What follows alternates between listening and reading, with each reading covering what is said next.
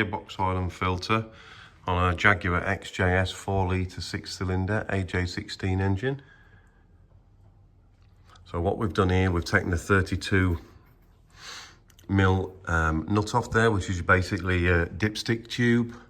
We didn't drain it from that, we drained it from its actual drain plug there.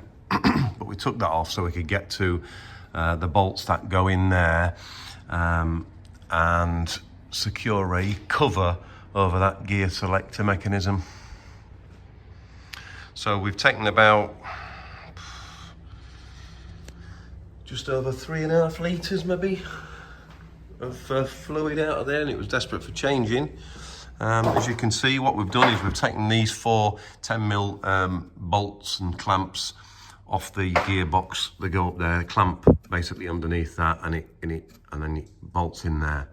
We've taken those off and we've just let it drop forward the pan so we can get all the ATF out of there before it drenches me when I take the actual pan down and clean the pan out and the magnets and obviously replace the filter. So it's quite a straightforward job. Dipstick out of the automatic transmission dipstick. We'll take the dipstick tube off the other side.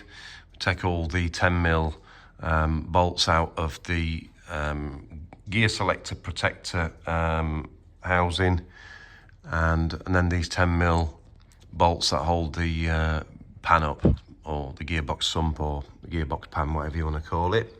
And obviously we've got an Allen key fitting there for the drain plug. And as you can see, we're capturing it in a big jug in our oil drainer, so we can sort of put exactly the same amount in. It is quite dark, that. It looks darker than it really is in the jug, actually. I mean, it is dark, but it looks worse than it is because it's actually still got a red tinge to it as it's coming out. So, but it is desperate for doing. So we'll get the filter out. We're going to break for lunch. We'll come back after it's finished dripping and get the rest of the pan off. All the nuts have been loosened, so we know that they'll all come off okay. Or the last 2 anyway. The others are out. And we'll get the filter out then. We'll do a little clip showing you getting that out, and then we'll show you as we put it all back together again. Right folks, the automatic transmission pan is now off, and as you can see, that is the filter, and there's 2 torques there and 1 there holding it in place. So we're going to take that off in a second and replace it with a new one. And you can see that is the old fluid. So we've got about just short of 3.5 litres there when it's settled on the floor. And then I'll just show you in this pan. I haven't cleaned it out yet, but there are your 2 magnets, which, yeah, I've got a bit of bits and pieces on them, but you'd expect that. We'll get them cleaned off, and we'll get the pan cleaned out. New gasket on there, or new seal, new gasket, whatever you want to call it. It takes off like that, and you can see there's little indentations there, look, for where the clamp bolts go up all the way around. So yeah, we'll get on with that, and then we'll show you a little bit more in a while. Right, we've now cleaned the pan out, and we've cleaned all the magnets. We just used a bit of brake cleaner in there and a clean cloth, and we cleaned all the magnets as well, as you can see, and put them back in their positions. Now, we've just taken the old filter down, as you can see.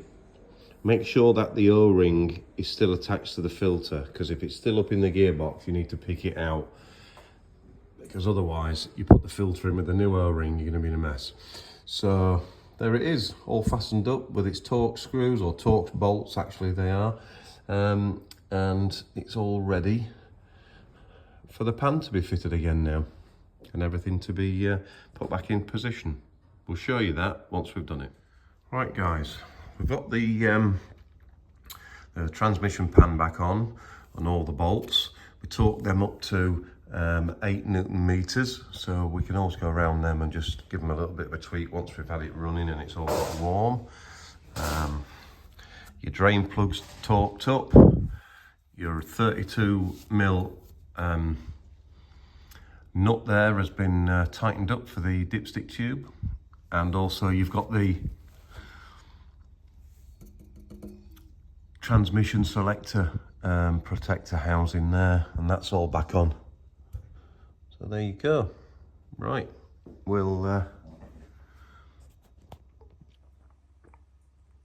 get the oil bunged in now, about 3.5 litres to replenish it as per what we took out.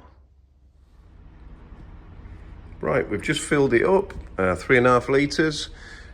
So the next job is to start her up, get her running up to temperature, check all the levels, check for leaks, anything like that.